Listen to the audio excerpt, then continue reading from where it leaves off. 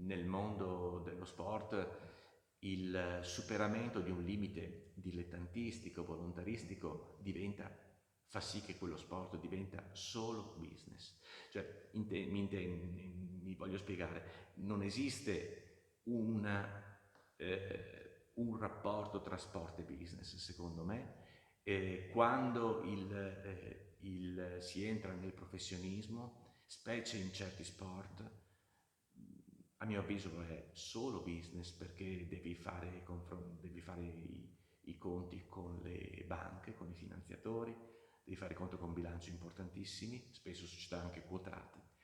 Per cui ecco, noi come associazione di sport di base non abbiamo il problema di dover imitare società che non hanno nulla a che vedere con noi, salvo il fatto che c'è un pallone di mezzo e vince chi fa gol. Però a una partita di calcio al nostro livello e una partita di calcio a livello di Serie A o di Champions League è questo l'unico evento comune, tutto il resto è diverso.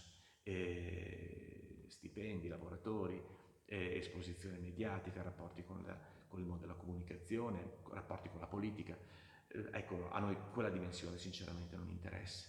Quindi non penso che sia negativo al nostro livello utilizzare strumenti moderni per gestire un'attività che rimane dilettantistica, in questo senso sì.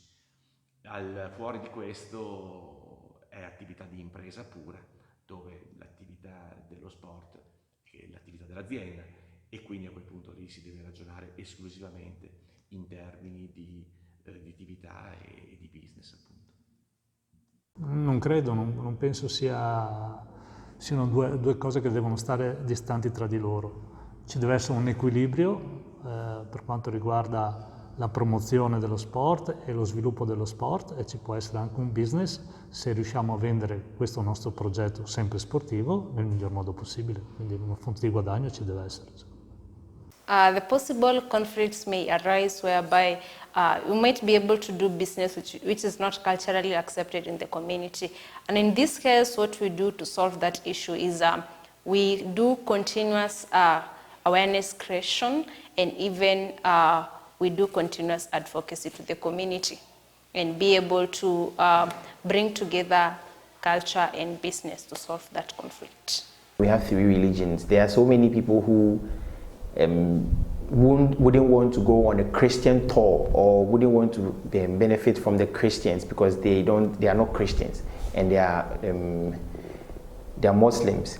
So a Muslim person will not want to go on a Christian tour, and neither will a Christian want to go on a Muslim tour. So religion is one basic conflict that happens when you're having business in the country. People don't want to buy certain things because their culture don't allow them to buy.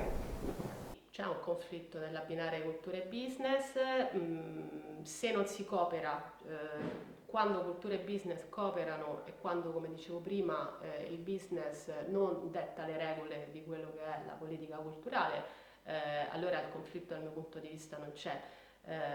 Quando, come per esempio in alcune città, la cultura viene interamente appaltata al business e quindi la cultura diventano grandi eventi con grandi sponsor, con biglietti inaccessibili per la maggior parte della gente, sì, c'è conflitto e credo che l'accessibilità sia la chiave, cioè se la cultura è inaccessibile c'è un conflitto tra cultura e business, perché la cultura deve essere accessibile a tutti e quindi è necessario che ci siano delle politiche finalizzata al fatto che le persone possano conoscere, possano evolversi da un punto di vista culturale e non sia una cosa riservata a pochi.